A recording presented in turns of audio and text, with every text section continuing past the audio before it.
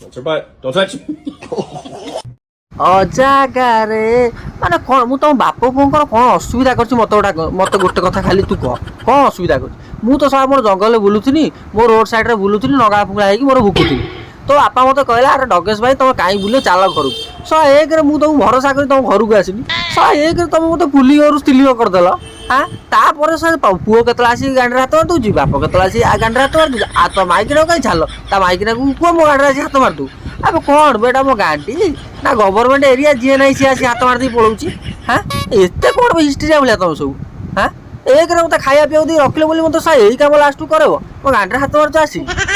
ତମ ଘର ଜଗିବି ସବୁ କରିମି, ତୁ ଗୋଟେ ହାରାମଜାଦା ଚୁତିଆ ଛୁଆ। ତତେ କୋଉ ଘଡ଼ି ମୂଳେ ତୋ ବାପା ଜନ୍ମ କରିଥିଲା କଣ? ତୋ ବାପାକୁ ମୋତେ ଅଜାଗାରେ ଜନ୍ଦା କାମୁଡ଼ି ଦେଇଥିଲା, ନହେଲେ ଏଭଳିଆ ହାରାମଜାଦା ଛୁଆ ଜନ୍ମ ହେଇନଥାନ୍ତା।